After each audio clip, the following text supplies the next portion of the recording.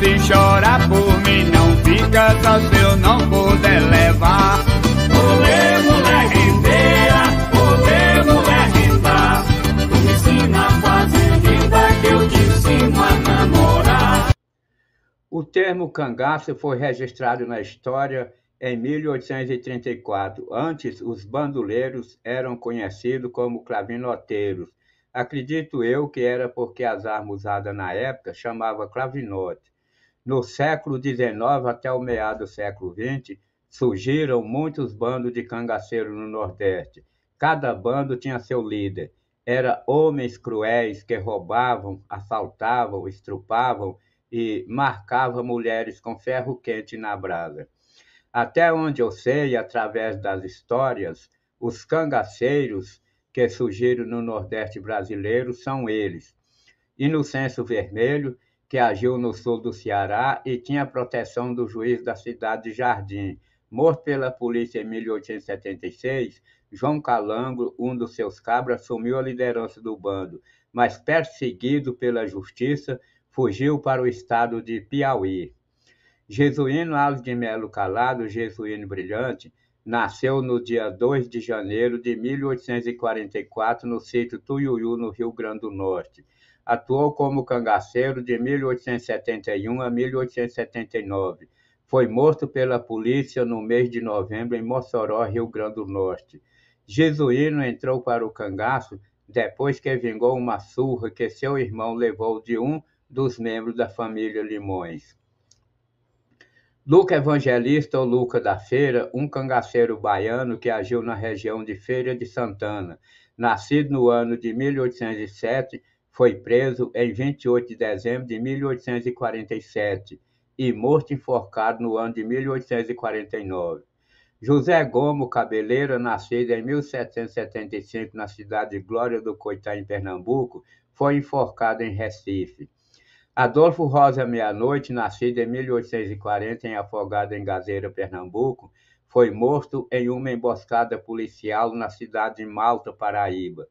Manuel Batista de Moraes, ou Antônio Silvino, nascido em Afogado, em Gazeira, Pernambuco, dia 21 de março de 1872. Entrou para o cangaço para vingar a morte do pai assassinado por disputa de terra. Ferido em combate, se entregou à polícia em novembro de 1914. Cumpriu pena em Recife.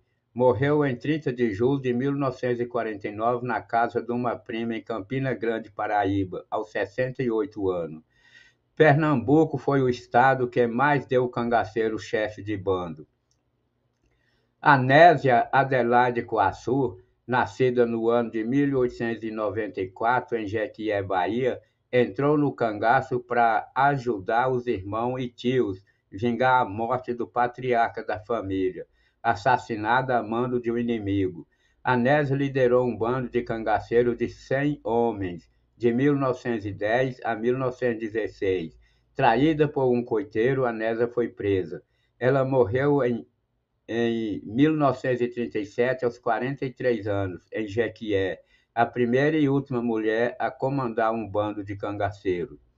Sebastião Pereira e Silva, o senhor Pereira, famoso cangaceiro de Vila Bela, atual Serra Talhada, Pernambuco, o único cangaceiro que não foi morto nem preso pela polícia, pois abandonou o cangaço e foi para Goiás, depois Minas Gerais, onde morreu de morte natural com idade bem avançada.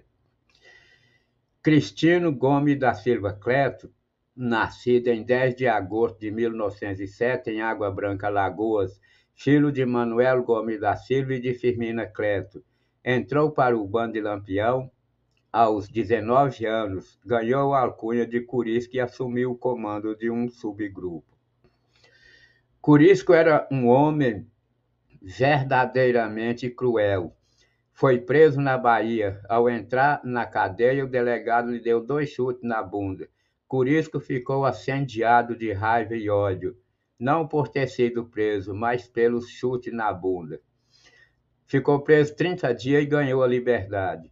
7 anos mais tarde, o policial deixa o cargo de delegado, Curisco te pega na reta e lhe despendura de cabeça para baixo em uma árvore e tira o couro dele vivo. Curico, surpreendido pela polícia, foi baleado e morto 10 horas depois, na tarde de 25 de maio de 1940, na Bahia. Virgulino Ferreira da Silva, o Lampião, também de Vila Bela, nascido em 4 de junho de 1898, terceiro filho de seu José Ferreira da Silva e Dona Maria Lopes. Foi, sem dúvida, o cangaceiro mais famoso e temido por todo o Nordeste brasileiro. Em 1919, Virgulino, aos 21 anos, seu pai José Ferreira, por causa de desavença com o vizinho fazendeiro, de nome José Saturnino, para evitar a questão, seu José vende sua propriedade e muda para o estado de Alagoas. Lá, a mãe de Virgulino morre vítima de infarto. Depois de 18 dias de seu sepultamento, o pai é assassinado pelo tenente José Lucena. Um cidadão chamado Manuel Cipriano teria dedado seu José para a polícia simplesmente por ser pai de Virgulino. Virgulino vai à cidade até a delegacia para registrar o caso do assassinato do pai, mas o delegado lhe disse que nada poderia fazer. Virgulino, sem pai, sem mãe, decepcionado, com muita raiva, ódio e sede de vingança, disse: "De hoje em diante, quem vai fazer justiça no sertão sou eu. Vou matar até morrer." Em 1921, Virgulino entra para o bando de Senhor Pereira. Foi lá que ganhou a alcunha de Lampião, por ter destreza no dedo para apertar o gatilho seguidamente. Quando, uma certa noite, atirando, lumiou o ambiente escuro para o companheiro achar um cigarro caído no chão. E aí lhe chamaram de Lampião, e mais tarde ficou conhecido mundialmente como Lampião, rei do cangaço. Em 1922, com a saída de Senhor Pereira do cangaço, Lampião herda e assume a liderança do bando. Seu primeiro crime como chefe foi matar o coronel Luiz Gomes Lopes Ferraz, líder político da cidade de São José de Belmonte, Pernambuco. Depois, Lampião, com o bando, foi para Alagoas, onde matou o homem que havia dedado seu pai para a polícia. Lampião percorria 7 estados nordestinos. Até então, não existiam mulheres no cangaço, mas uma baiana do povoado da Malhada da Caiçara amoleceu seu coração. Maria Gomes de Oliveira, casada com o primo José Miguel da Silva, conhecido como Zé de Neném, o relacionamento com o marido não ia muito bem. Em 1928, Maria Gomes de Oliveira separa do marido e volta para a casa dos pais. Em 1929, Lampião, atuando na Bahia, os pais de Maria Gomes eram muito amigos dele, tipo coiteiro, digamos assim. Em uma de suas passagens por lá, conhece Maria Gomes de Oliveira. Os dois iniciam um namoro. Em 1930, Maria Gomes de Oliveira vai embora com Lampião e passa a ser chamada de Maria Bonita, a primeira mulher a entrar no cangaço. O rei do cangaço tinha muitos amigos, coronéis, grandes e pequenos fazendeiros que lhe davam proteção, chamaram de coiteiros. Uns por negócio, outros porque admiravam sua valentia e outros simplesmente por medo. Mas você sabia que Lampião e Maria Bonita morou em Goiás? Pois é.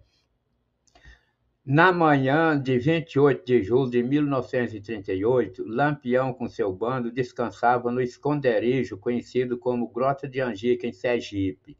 Traído pelo coiteiro Pedro de Cândido, foi surpreendido pela polícia. Porém, há uma história que, no tiroteio, Lampião, baleado, conseguiu escapar. Fugiu para a casa de um fazendeiro amigo nas margens do Rio São Francisco, onde ficou 6 meses escondido tratando do ferimento. Depois de curado, foi para o Piauí. Lá morou uns tempos. De Piauí foi para a Bahia, de Bahia, Minas Gerais, de Minas Gerais para Goiás, onde residiu uma boa temporada. Depois voltou definitivamente para Minas, onde morou em vários lugares como fazendeiro e comerciante, pois tinha conseguido boa fortuna no cangaço. Fortuna essa, fruto de roubos, assaltos e pilhagem. Cada lugar que morava usava nome diferente. Maria Bonita também trocou de nome. Em 1950, o rei do cangaço muda para a cidade de São Francisco, onde trocou de nome novamente. Ficou conhecido como João Teixeira Lima e Maria Bonita de Maria Brita de Limas. Segundo conta-se, Lampião morreu de morte natural aos 96 anos e Maria Bonita faleceu aos 70, vítima de câncer. Ela morreu no Hospital São Lucas, foi enterrada na fazenda contenda de sua propriedade.